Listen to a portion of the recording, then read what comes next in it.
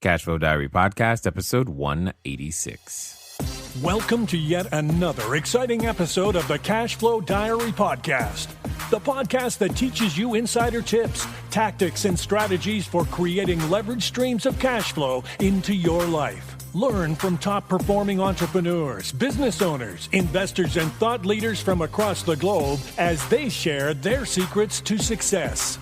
Like what you learn on this and other Cashflow Diary podcast episodes? Go to learninvestingnow.com and sign up to receive powerful tips and information that will help you succeed as an entrepreneur and investor. Now, here's your host, investor, entrepreneur, business owner, educator, speaker, author, and master facilitator of Robert Kiyosaki's cash flow game, Jay Massey. All right, ladies and gentlemen, welcome to another episode of the Cashflow Diary Podcast. I'm your host, Jay Massey, and I'm glad that you are here today because today we're going to talk about something that I think is absolutely important. Many of you out there, you want to do business by referral, but you know, the challenge with that is if they don't know what they're going to get, if they don't know why you're different, if they don't know who you are, if your customer has no clue on how to refer people to you and what their friends are going to get, it makes it very, very challenging to do just that very thing. And where am I going with all this? What I'm really saying is, if I said to you, hey, go to McDonald's, you know what you're going to get there. They're known for certain things. If I said to you, hey, go to Nordstrom, you know, we all love Nordies, especially me, right? They have my shoe size. See, I know that. But the point is, when you go there, you know what you're going to get. Each of these companies have what you would easily call a brand, and you know what they stand for. Today's guest, as I said, is going to help you and I be able to do that. But who is today's guest? Well, it's Dorie Clark. She's an adjunct professor of business and administration at Duke University's Fuqua School of Business and the author of Reinventing You, but more importantly, Stand Out, which is the new book. She's a former presidential campaign spokeswoman. She's a frequent contributor to the Harvard Business Review, Time, Entrepreneur, and recognized as a branding expert by the Associated Press. Here's the thing. Do you think companies like Google, Microsoft, Yale University, Fidelity, and the World Bank have anything to do and care about their own brand? The point is if she can help them with their marketing, their strategy, their branding, she can help us. And that's exactly why I'm excited for her to be here and introduce herself to you and give us those tips that are going to help us differentiate ourselves as those small business owners and entrepreneurs who have something of value to offer. So help me welcome Dorie Clark. Dorie, you there? I sure am. Hey, Jay. How are you? I'm doing great. Thank you. Now, you know, I can't mention the words Duke University and not mention basketball. So tell me you at least went to one of the games. You know, I didn't this year. I actually live in New York City, so I'm not around too much on campus. But it was certainly exciting for overall morale, for sure. No doubt, no doubt. I can only imagine what that would have been like to be there at that moment in time. But that's okay.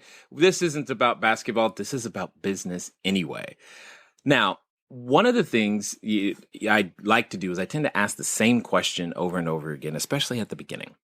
And you don't know what that question is, but most people who are listening are okay, which could make you a little nervous, but don't worry about it. It's good. Here's the thing. I look at today's entrepreneurs a lot like yesterday's superheroes. And what I mean by that is a superhero, you know, occasionally they get dressed up. They wear a mask, sometimes a cape, and they use their special abilities to go around and help other people with their special skills and improve their life. And I think entrepreneurs do the same thing. However, before Superman was super and Spidey was climbing walls, they were just normal individuals in their own realms.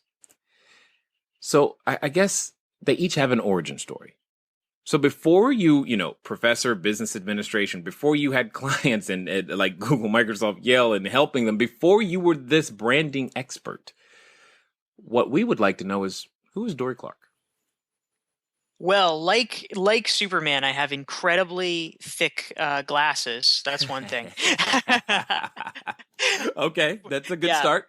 Yeah, fortunately, contact lenses do most of the trick. But yeah, I've definitely got my Clark Kent glasses at night that I wear. But yeah, my background, I actually am originally from North Carolina, land of Duke, and grew up in a really small town, and wanted to get out of it as soon as I possibly could because I just I hated it. It was just a really stultifying place for me. So I finagled my way to go to college early. So I left high school early, went to college, and did things that probably some people wouldn't necessarily think of as being the most logical training for someone later to work in business, but it all made sense to me, which is that I Yeah. was a philosophy major as an undergrad, and I have a Okay. master's degree in theology.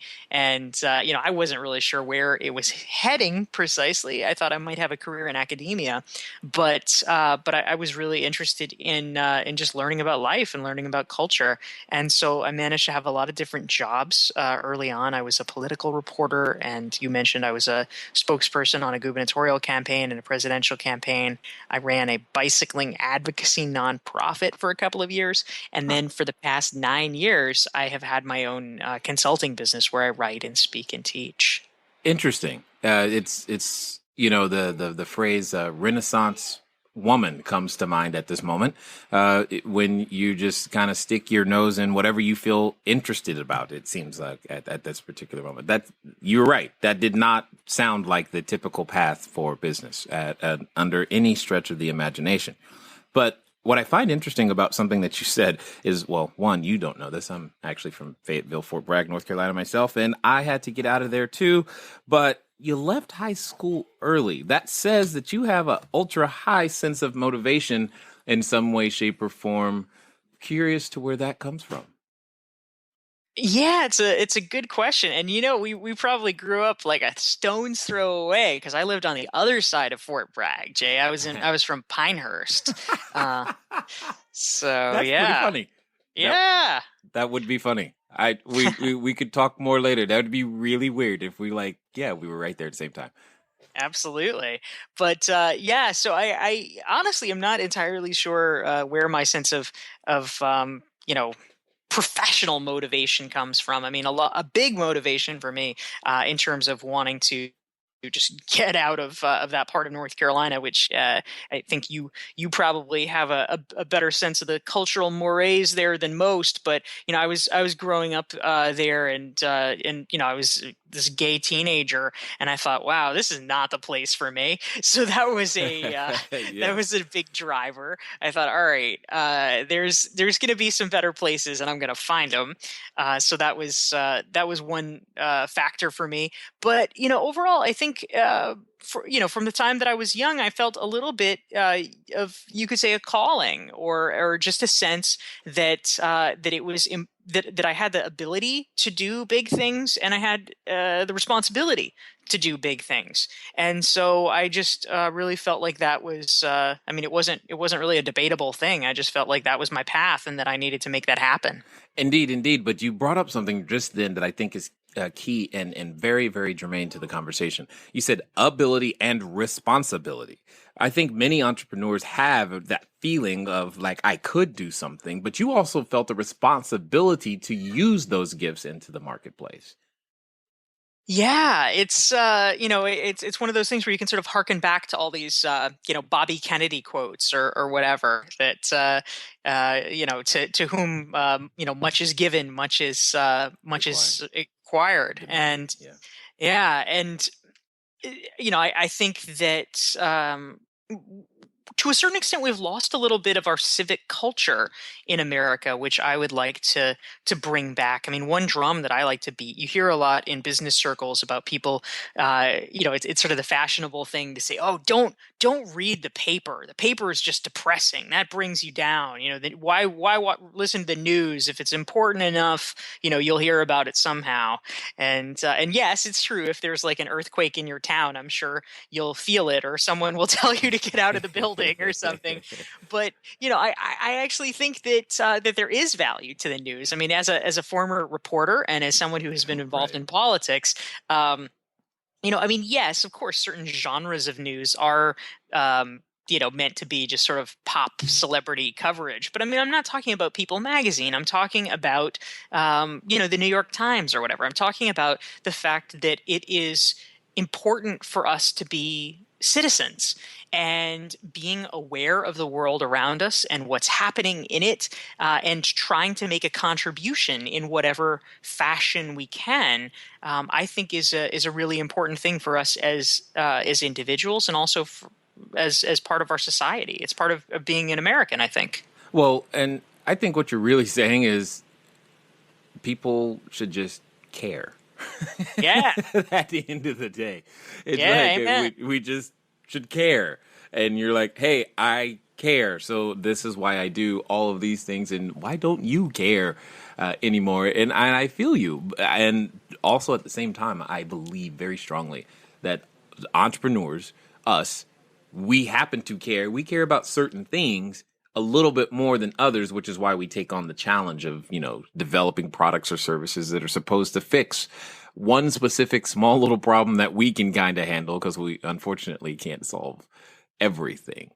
So with that being the case, why branding? Why care about marketing and branding in the first place? Why should anyone listening, considering a business, care about that? Well, I actually think that it's pretty foundational. That branding is really important, because if for so many people, because this is largely what has been taught for a long time. But so many people believe just concentrate on your work, just do your work, and good things will happen. You All mean, you need to do hold is on. work hard. You mean that doesn't work? Come on. You're bursting my bubble. All right, keep going. I Keep know. going. Sorry, man. But the truth is, we live now in a culture and a time that is so much busier and so much more frenetic than anything that our parents or our grandparents experienced. We're getting hundreds of emails a day. We're getting pinged all the time on Facebook and Twitter and LinkedIn. And as a result of this deluge, this onslaught, people are not paying that close attention to you. And as a result, if we just assume, oh, if I work hard enough, long enough, good things will happen. Well, you know what? You could be waiting forever. And one of the reasons that I wrote Stand Out is that, for me, I actually consider it a really sad thing and a huge waste for people's talents and best ideas to go unrecognized, to go undiscovered. And there are so many people out there that have great ideas, that really have a genuine contribution that they could be making. But if they don't understand the importance of spreading the word about it, if they don't know how to crack the code of getting noticed, the impact that they're going to have is zero. And to me, that is depressing. And that's actually the problem that I want to solve. I would like the best ideas to get out there, and I would like people to understand how they can do that better. You bring up two interesting things. One, I'd like to say I wish I only got 100 emails a day. But secondly, the idea of being able to put yourself out there in such a way so that you can be found. I agree with you. So I grew up around some talented individuals, and I always wondered, what on earth am I going to contribute? Because I'm not them. I can't do that. And, so some people's talents, they're just really clear. It's obvious, and everybody talks about it. And it took me a while to find, where's my genius going to come out from? And then now we're on this journey of, hey, let's tell people about it. How does one find those latent talents that they may have yet discovered, and more importantly, package them in such a way that people want to consume them? Yeah, so it's a really great question. I mean, I think that for a lot of people, people find themselves at different places along the spectrum. Sometimes, people will have, some sort of talent or gift they it just sort of seeps out around the edges. If there's Right. something that your friends are always commenting on, or something that you're always getting sort of disproportionately recognized for, that's probably the place you should look. I mean, I was literally talking to somebody today who was talking about her mother and how her mother had this beautiful voice, and in the community that they grew up in, which was in Eastern Europe, anytime there was a wedding, anytime there was a funeral, always they would ask this woman's mother to perform at it, because people in the community knew that was her thing. She was amazing at it. And so if you have things, people are constantly asking you for advice about this, or they want you to do that, that's a place where you should look and say, oh, maybe there's something here. The people have spoken, as it were. But I think for a lot of people, it may be more the form that they have this interest, this sort of nascent interest, but they know in a broad sense, like, oh, I'm interested in technology, or, oh, I'm interested in fashion, or something like that. But they don't really know how they can, fit their way into it. They don't know what they can contribute that's different. They know they like it, but they don't really know, like, oh, could I contribute something different? And one of the most important things that I learned in the course of researching Stand Out, for which I interviewed about 50 top thought leaders in different fields, is that it really is a myth that people have this, they have this fully formed crystalline idea, and then, they immediately go out and start spreading it. I mean, most often what happens is that someone has an interest that's just sort of a general interest, like, oh, this is cool. I'm curious about this. They start mucking around with it. Literally, they just start experimenting. They start doing small things. They start exploring it. And it's in the course of exploring it that they discover what their idea is. And I think that's really important, because some people never even try because they say, oh, well, I just don't have an idea. But the truth is, you're probably not going to have the idea unless you get started. Well, Dorie, you have no idea how I hope everybody heard that. And in fact, you should hit the rewind button and play that part again. Do you know how many people I run into who tell me, Jay, I just want to make sure I understand all the angles before I get started on anything. And here you are saying the exact opposite. You won't figure it out. You just got to get started and kind of let it evolve at the end of the day. Here's a question. So you said there was 50 people you interviewed for the book? Yes. Of those 50, how many had a perfect plan, and that perfect plan happened the way they designed it and is exactly what they're still doing? Oh, yeah, like 0. Exactly. That's kind of I had a feeling you were going to say that. I didn't even need to know. Who were some of the individuals that you were able to gain access to and interview in this book? So I tried to have a diversity of professions so that I could begin to look at how to become a recognized expert in a lot of different fields. What are the commonalities? So I interviewed people from genomics and from real estate and from urban planning and from bicycle advocacy and all these different things. But the place that I went the deepest, especially because this is my area of interest these days, is talking with business thinkers. And so these are folks that some of your listeners may be familiar with. But I got to talk with some really cool people like Seth Godin, a well-known marketing expert, Daniel Pink, New York Times bestselling author of books like Drive and To Sell Is Human, David Allen, who's famous for his Getting Things Done productivity methodology, Tom Peters, who wrote In Search of Excellence. It was the classic business book of the 1980s, sold more than 2 million copies. Robert Cialdini, who is the world's most famous thinker on influence and persuasion. So a lot of those folks, it was really great to get to speak with them. Okay, you guys know me. I'm not going to tell you, but those are probably all books if you haven't read any of the books by any of those people, especially Robert Cialdini, especially Seth Godin, and especially David Allen, go make that happen, because a lot of what you're trying to get done is covered, and they've covered it in some way, shape, or form. Now, specifically, though, as it relates to standing out, what would you say? Like, do you have, what is Dorie's top 10 list of things that entrepreneurs do absolutely backwards that prevent them from standing out? Yeah, there's a lot of places that entrepreneurs fall down for sure. Fundamentally, what I discovered, at the highest level of this is that if you are going to become a recognized expert in your field, you need to do two things more than anything else. The first is that you need to have some kind of an idea that you are associated with. For Robert Cialdini, it's persuasion. For Daniel Pink, it's about motivation and what motivates people in the workforce. For David Allen, it's productivity. But you have to be known for something. You have to make sure there's a there. The second part, equally important, is spreading that message, spreading the word about it, and really what that takes, I discovered, is it's a three-step process for beginning to build a following around your idea. And very briefly, it's number one, building your network. So it's getting a sort of tight-knit group of people around you who are sort of a sounding board for you. They're people you trust their judgment.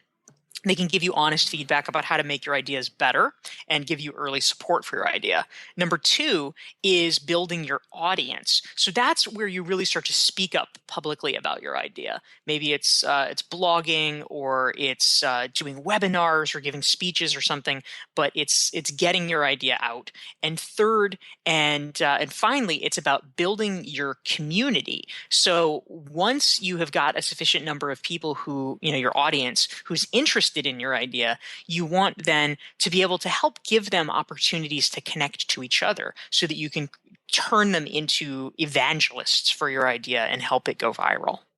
Interesting. And I'm just going to take a stab and say that, based upon everything that we have available to us today, this can be applied at every level, whether someone wants to, have the next $100 million company, or they just want their own small, $500,000 business.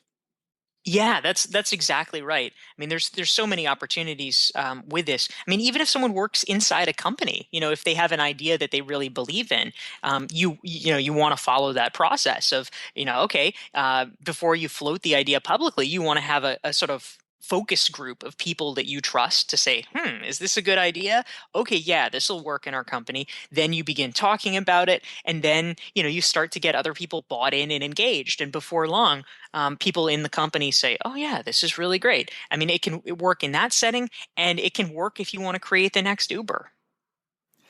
I love Uber everywhere I go. Yes, I really do. it is fantastic. I remember the first time I used it in Phoenix. I was I was in Phoenix, and I was at obviously a real estate related event, and I just called it. I was like, from my phone. I didn't need money, and I just walked out of I remember I walked out of the restaurant right into the car. I'm like, this is cool. This is the best thing ever. Anyway, it's pretty darn cool.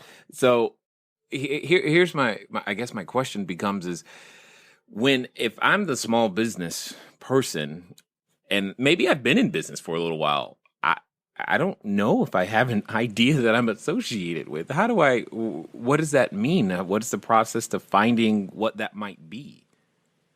Yeah, so there's actually a lot of different ways that you can do this. What I discovered in the course of writing Stand Out is that fundamentally there's five major strategies that people can use. You definitely don't have to do all of these. This is more of kind of a buffet where you can pick the thing that seems the most applicable to you and your circumstances. But really briefly, what I discovered in terms of how people find their breakthrough idea. Number one possibility is to do a niche strategy where you go really deep in a particular, facet of your field or profession, and then you can expand out from there. But it's smart because you're able more quickly to establish yourself as an expert since there's less competition in that particular vertical. Number two, it's mixing disciplines. A really good way to get known is if you do sort of a mashup of different ideas. So, I mean, for instance, Eric Ries, who some of your listeners may know, he's the author of The Lean Startup. He took things that on the surface you might not necessarily think of as being compatible. He took startups and the lean methodology, which was developed as a strategy by Toyota to help improve automotive manufacturing. I mean, those things seem not related, but he mashed them together and created something very new and very helpful, which created its own new idea. Number three is doing original research. And basically what I mean by this is that it's really easy for people to have opinions about things. Everybody has an opinion.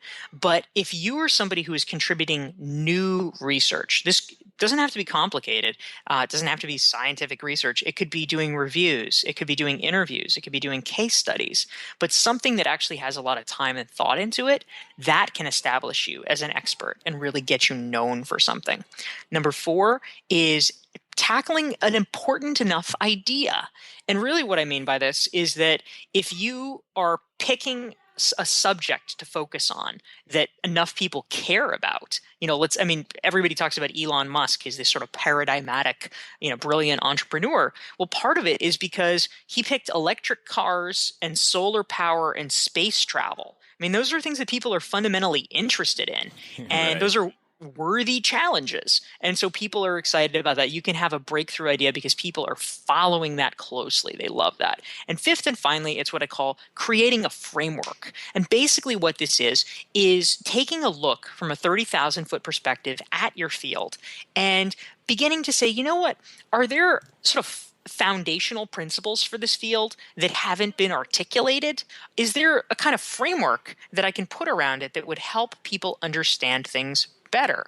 And so, as one example, Elizabeth Kubler-Ross, with her 5 stages of grief, this is something that's really critical, foundational. Clearly, people had been experiencing grief for as long as humans have existed, but it wasn't. Yes. Yeah, it wasn't until 40 years ago that she created this, and then people said, "Oh, you're right, it does work like that."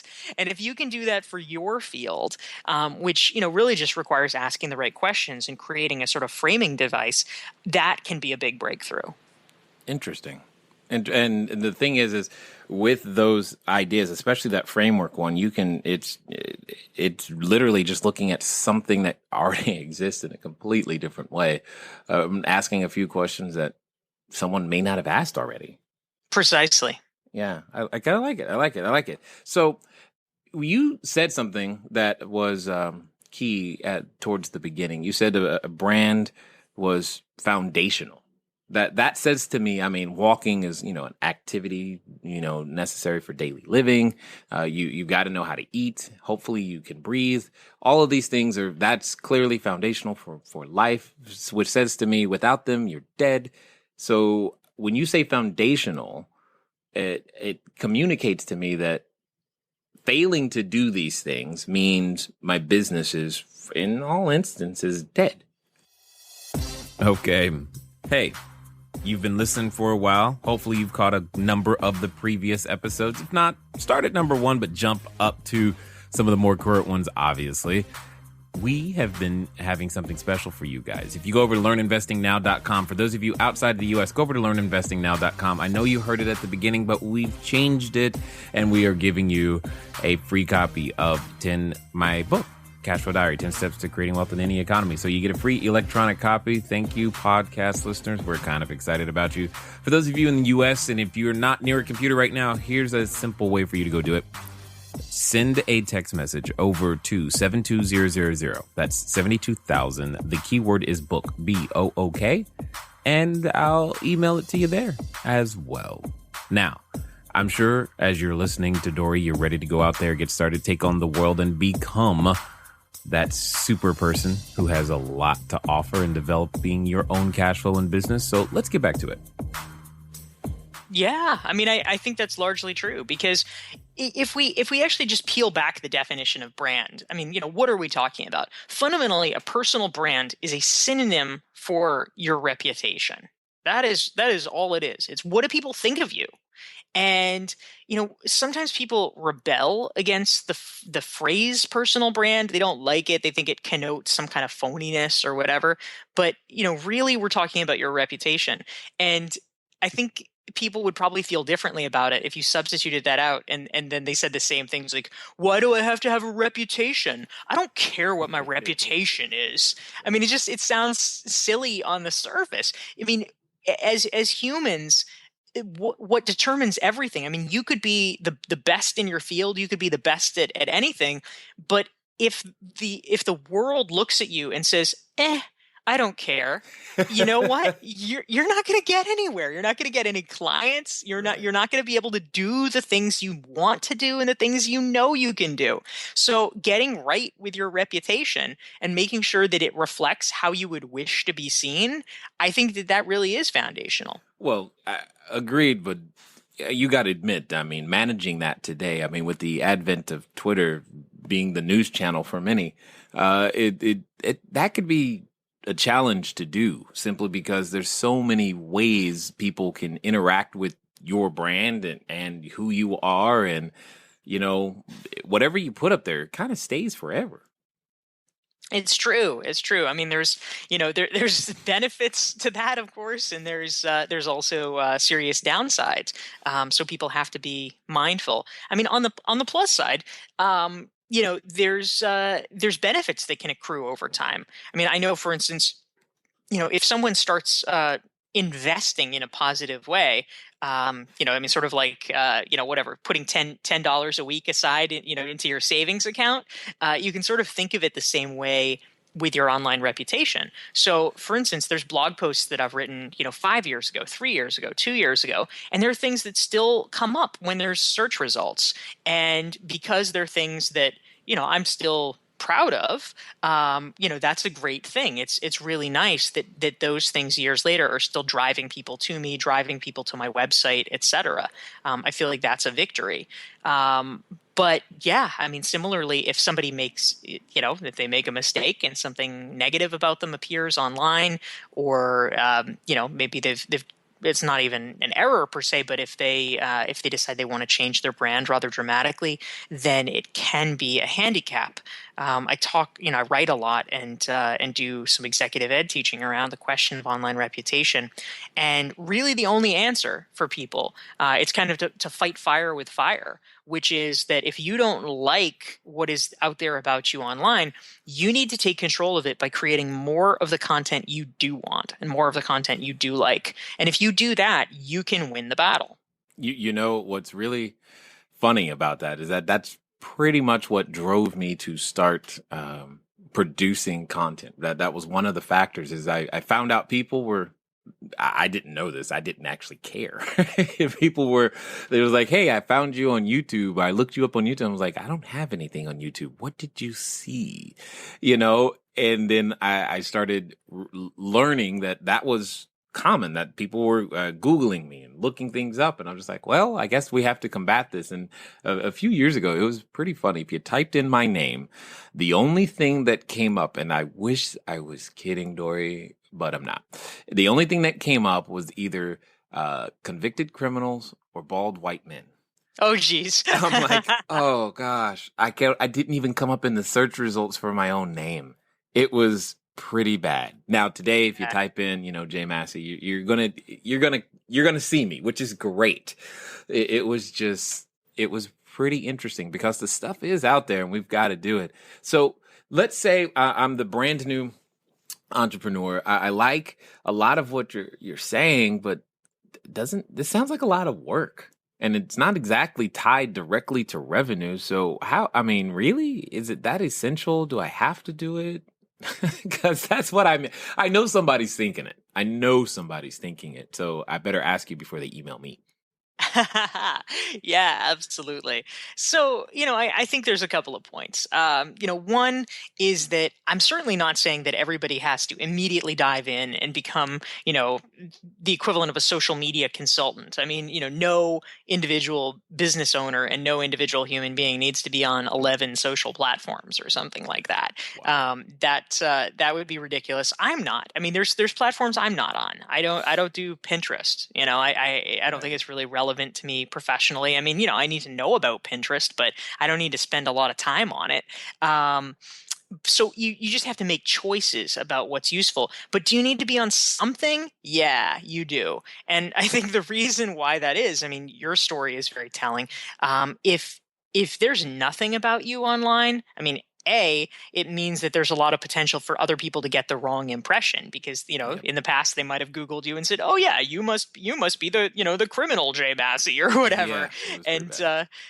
you don't want that. You want you to be findable. The other thing is that we are absolutely entering the era where just by dint of living, people have some kind of a digital footprint. And if you don't have one, people think it's weird. They think it's fishy. And Right. I mean, I was consulting for a company, and they were in the process of hiring a marketing director. And this was now, I think, about 5 years ago. So I mean, even then it was, sort of early days. But this guy, he had this combination of he had been working abroad the last few years, and B, there was really like nothing about him online. And they liked him, they wanted to hire him, but it made them so suspicious. They thought, what is up? Like, why is there nothing here? They actually, they got really concerned toward the end that he was fabricating his resume. And so they did end up hiring him, but it delayed the process by multiple weeks because they decided that they needed to call up and talk to multiple new references just to make sure, because it was so weird they couldn't find stuff about him. That's funny. You don't have a Facebook account? Are you okay? That's pretty funny. I have actually run into one millennial who didn't have a Facebook account, and I remember the feeling like, why are you all right? Is this a religious thing? Why don't you have a Facebook account? I don't understand. Right. But so I get what you're saying. It's pretty odd. It's like almost asking somebody today, you don't have a microwave, a cell phone. I mean, all of these things that are now commonplace, to not have them is more weird than actually having them when they first came out and onto the scene. Now, you mentioned that you were consulting, with the company. Give us an idea of, like, in your world, what does the typical perfect person come to you?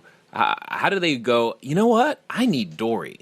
What is that progress? What goes through their mind that leads to Dorie can help me, or you're the solution? Sure, yeah. So really the sort of presenting symptom, you could say, for for Right. people hiring me, it would be two things. It's a little bit different for companies versus individuals. For a company, generally they know that they need to raise their profile. They want to become established as thought leaders in their market, but they're not quite sure how to do it because there's just such a surfeit of options now in terms of marketing. And I mean, you could spend your time and your money in a million different ways. And so typically they have their own marketing team and apparatus, but they want someone to come in from the outside to take a look at what they're doing now and make strategic recommendations about the best way to optimize their marketing. In particular, if they're interested in doing things around content creation or other ways to establish themselves as really the go-to experts in their niche. For individuals, it's sort of a similar thing. I do some high-level coaching for executives and entrepreneurs, and it's about this question of, how do you build up your own platform? How do you build up your brand as a recognized authority in your field? Sometimes it's people who want to write a book and know they need to do that in order to get a contract, or they want to help in trying to figure out how to build a following in advance of a book being launched, or maybe they have a consulting business or something like that. Interesting. Got it. Okay. Got it. Makes perfect sense. So here's the question. I think every, superhero has that moment where they realize, their unique and special skills, but they still have to make the choice that I'm going to offer my unique and special skill to the world. This is a choice that you yourself had to make. And occasionally, once we get to that realization that we have this ability, before we are willing to accept the responsibility of putting it out there, we can tend to experience a varied, wide range of emotions. And some of those emotions can prevent many people to say, you know what, it's just not that important. The question is what got you to go past your superhero moment and really say, you know what, this is me, this is who I am, especially after doing so many varied things, to finally say, you know what, I'm going to offer this. And you know what, if it works, great. If it doesn't, great. but this is what I'm going to do. Yeah. Well, for me, I always felt a degree of certainty that, I felt like I had a baseline level of ability, where if I applied myself to something that I would be successful. And, I certainly had a lot of setbacks early on. You too? Really? No. That's right. It's all true. I mean, the sort of foundational thing for me in writing my book, Reinventing You, the reason I reinvented myself so many times, not because I wanted to, but because I had to. I tried to become an academic, and then I got turned down by all the doctoral programs that I applied to. I tried to be a newspaper reporter, and I got laid off from my job. I worked in politics, and all my candidates lost. Oh. So it took a while for me to find my sweet spot. But I always just felt like that. I knew that I could make a difference, and it was annoying to me. I mean, frankly, one of my sort of pieces of advice, which clearly people can take this to extremes, but I think it's perhaps especially for women, but for people in general, I think it's useful. Yeah, I'll call it blame out rather than blame in. And what I mean by that is a lot of people see a setback and they think, oh, well, I guess I lost my job because I'm not good enough, or whatever. Or, oh, I guess they looked at my application and everyone else's was better, and so I just didn't measure up. And it's like, no. No, that's actually not helpful. I mean, yes, listen to feedback if you're getting it from people you trust, and listen to feedback, if you're getting it repeatedly. But too many people get negative feedback and then they just wilt at the first at the first glimpse of it. What I think you need to do instead is to say, those people are dumb. I don't understand why they didn't see what I have to offer, but screw them. And that's Right. really what I've been trying to do. Right. No wilting. This is a no wilting zone. That's What right. we got to get a sign and a T-shirt now. I like it. No wilting. See, there you go. There's the next book right there. Boom. No Yes, wilting. There you go. we get the catchphrase. Everything else just comes easily after that. Absolutely. Now you interview, 50 different entrepreneurs. Tell me how you didn't wilt and go for it from there. Anyway, I'm just messing with you. Although kind of not really. It would actually be interesting. Where's that come from though? I mean, do you think, all right, if I'm listening to you and I go, man, yep, I totally wilted again. How do I develop that if I don't have it? Or is it just born with it and either I've got it or I don't? Yeah, I mean, I think that just about everything is learnable. Honestly, I mean, I feel like the whole idea that you are or you aren't something. I mean, perhaps with the exception of like your height. Yeah, gotcha. Yeah. I mean, I think one of the the most interesting research when we talk about breakthrough ideas. This is actually not someone that I profiled in my book, although I certainly could have. Is a woman named Carol Dweck, who's a psychologist at Stanford, and her research into learning and learning patterns, really incredibly influential. And she talked her big idea that she's known for is about the distinction between a learning mindset and a fixed mindset. And it turns out that if you have a learning mindset where you feel like, what, all right, I didn't do well on that test, but I can learn, next time I'll study harder, or next time I'll do better. Those people, as you might imagine, over time are a lot more successful than the people who have a fixed mindset where it's that, oh, you're either smart or you're not. And if you do badly on a test, then that just proves you're not smart. And so they get their egos crushed. And so as a result, they get into these really maladaptive behaviors where they do things like, oh, they don't even try, or they sort of like throw it so that they never are confronted one way or another with what they think would be evidence that they're not actually smart. That creates a lot of problems for people in life. And so I think if more people adopted a learning mindset about almost anything, we would be better off. Because for sure, are some things more learnable than others? I mean, yeah, probably. But if you just believe fundamentally you are or you aren't, well, you're going to make zero progress. Yeah. And now we have the answer to the question of, are entrepreneurs born or made? See, it's very, very clear. Everybody, every one of you can make it happen. And that's the part that I love. You may not have been the one selling candy in the second grade, but that doesn't mean that you can't become the next great Elon Musk, since we've used him in this particular episode before. Here's the question. There's a number of people who are listening to you right now, and I know they have varying levels of excitement, and some of them like, oh my God, Dorie can totally help me. What's the best way for any of us to catch up with you in the future, figure out more of, how do we start this journey and begin to improve ourselves, our business, our brand? Well, one of the things that your listeners might be interested in, Jay, is that I actually created a free workbook that is based off of Stand Out. It's a 42-page workbook that literally just walks people through the process of how to create their own breakthrough ideas and build a following around them. And folks can get that for free on my website, dorieclark.com, which is DORIECLARK.com.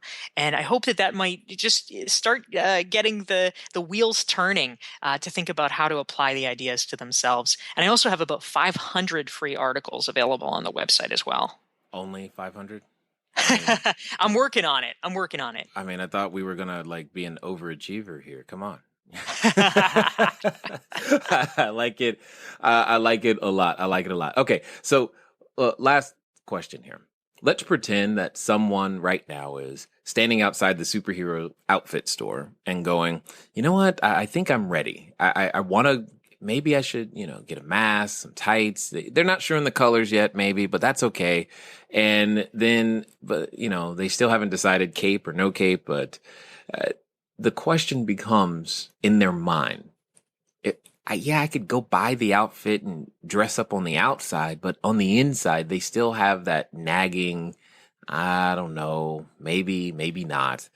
What would you say to that person who's in that space right now? Yeah, well, I'm a little biased, but clearly I think they should go for it. You and every other guest that I've asked that to has been absolutely biased and said something similar. That's right. Because, honestly, the way that I think about these issues, about standing out, about, really developing your brand and running with it, is that some people might consider it risky. It's risky. You hear about things. There's a saying in Australia and some other parts of the world where they call it the tall poppy syndrome, which seems to be a well-known cultural phenomenon there. Thankfully, less so in the U.S. But the tall poppy syndrome is where, whichever it's dangerous to be the tall poppy, i.e., the flower that stands out, because that's the one that gets chopped down the first. Because no one likes somebody who's standing out. So some people might perceive a degree of risk, but honestly, I actually think that there is a lot of risk in not standing out, because the era that we are entering is an incredibly competitive global marketplace, and there is a race to the bottom. There's always going to be someone who's willing to do the job cheaper, and if you posit yourself as just an average, interchangeable person, that might have flown a while ago. It is not going to fly now because, okay, why should I pay you 10 times what somebody in Bangladesh can do it for? There's just not a good reason. The only reason to pay you what you're worth is if you give people a clear reason that you're known for having amazing quality, or you're known for having amazing ideas, or you're known for having a unique take on something. That's the reason to pay money to work with you and not somebody else. And I think that that's something that increasingly people need to be aware of. Agreed, 100%. It's otherwise you're treated like a commodity, and what difference does it make? I always think about that, like Staples and Office Depot. What's the difference between those two stores? Yeah. I still have not been able to answer that question. And I don't really care which one I go to. Who's got the item I'm looking for today and which one am I closest to? That's literally all it comes down to for me. But we don't want to be that. We want to be the store that people go to. Well, I definitely want to say I appreciate you taking the time to invest here with us at the Cashflow Diary. Thank you so much. It's awesome talking with you. All right, ladies and gentlemen, you know what time it is. It's time for you to move at the speed of instruction. What does that mean today? Well, you got more books recommended to you in this particular episode than we've had in a while. So you can just go back and get all of them, read them all, and I'll see you in about 2 years when you're done. Or you can just go pick up a copy of Stand Out, because it'll probably help you to make sure that you are doing the things that are correct and necessary in the right sequence and order. And go get that 42-page Standout assessment, because you know what? You need to know what's going to help you differentiate yourself in the marketplace. And at the end of the day, you don't want to be a commodity. Guys, gals, it's been fun talking to you today. I look forward to talking to you soon. Until next time.